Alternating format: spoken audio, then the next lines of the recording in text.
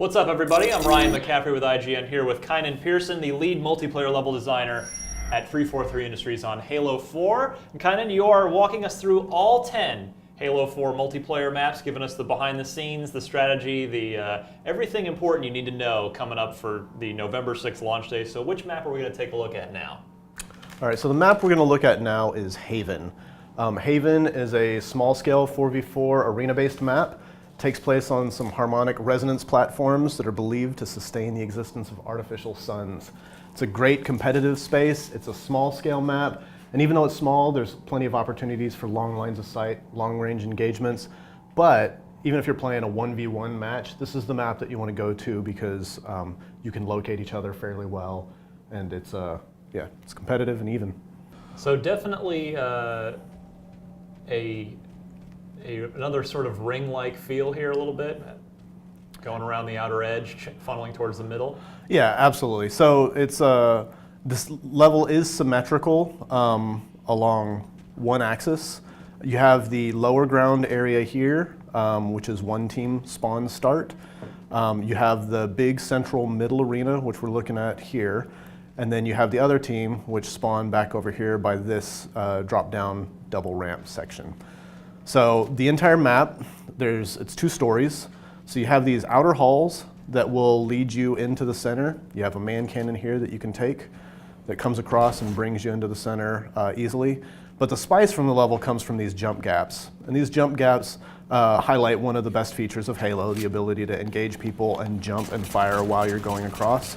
Get fired at. Or get fired at. The great thing is because these jump gaps are here, if I'm engaging somebody and my shields pop, I can actually just backpedal and fall safely onto the ground floor and then kind of get out of battle and find opportunities to do different things. Unless, of course, you drop down in the middle of another firefight going on. Absolutely, which is always a possibility, but your radar can kind of show you where things are happening if you pay close attention to it. There are these little pedestals up here giving you a little bit of additional coverage, and they're good grounds to kind of sit and isolate certain areas. You have these little cubbies in the back that you can actually drop down there, and I can show you that real fast. So this is just another set of ramps that take you back around, and you can kind of change your path to go back into the center if you want. But it's really easy to understand where you're at. Again, these are transparent, so you can see if somebody's down there, or they can see if you're up here.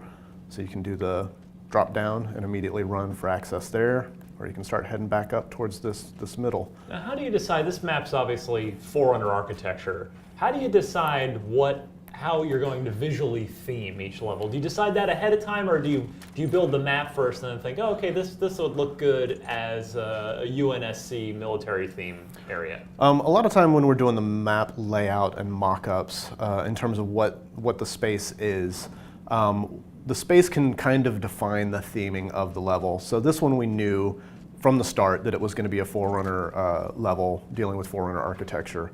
And this was kind of one of the levels that we were developing very early in the game. So this became a test bed for some of our early mode development and early kind of delving into the Forerunner structures and architecture.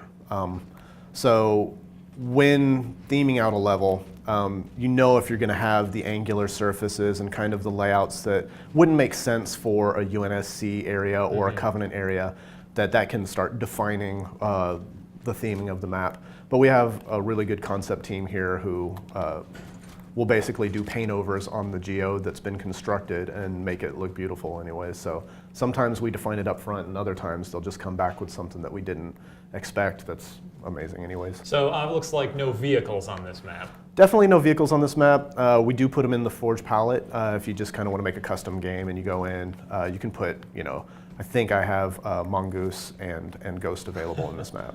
So while we don't have them in default types, we let you mess around with them in customs. Now, I've been lucky enough to play this map a little bit, and I've played a round of Regicide here, which proved to be amazing on this map.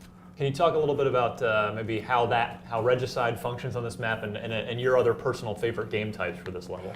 Yeah, so Regicide is definitely a showcase for this map in particular because it's a free-for-all mode. The map, there's always multiple routes into any of the areas, so there's 3 routes everywhere to get to any area. So it's really difficult to kind of reinforce one specific location for too long. So Regicide's great because the entire flow of the map all goes out towards the center, but there's plenty of areas to run and plenty of routes that you can take and change elevation. So anytime you're trying to locate the king, you know exactly where he's at. The map is small enough that you can pretty much sprint to reach the areas where combat encounters are taking place.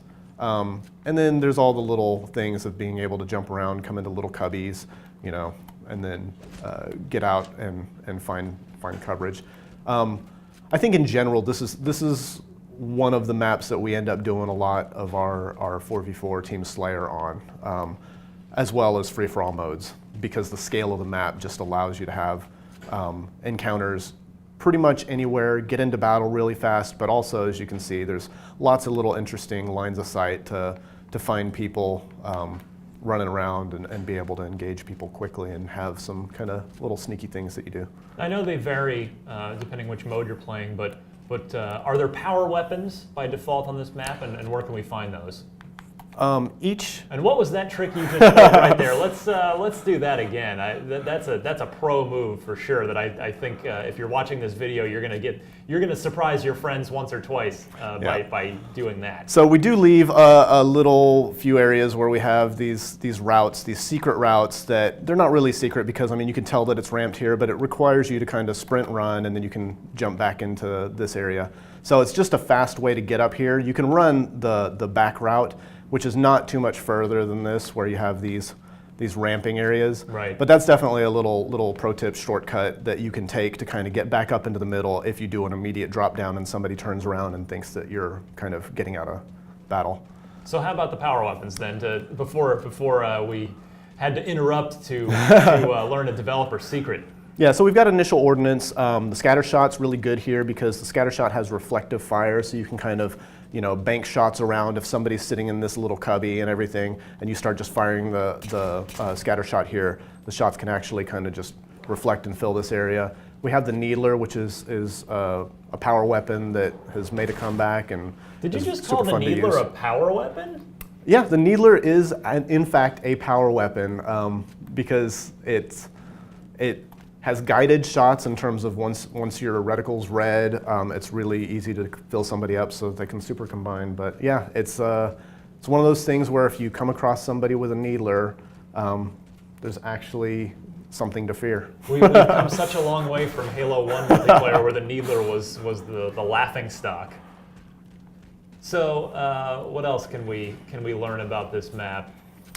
Well, the good thing is, that even though the map is fully symmetrical, it's easy to tell which side you're on whenever you're spawning because the flow of the map. You can see that these little indicators here on the halls kind of have these little sweeping lines. So whenever you're having encounters in these areas, you've got some coverage in the pillars that are in the center, but you always know which ones are leading towards which area just because of the sweep of this and the window structures.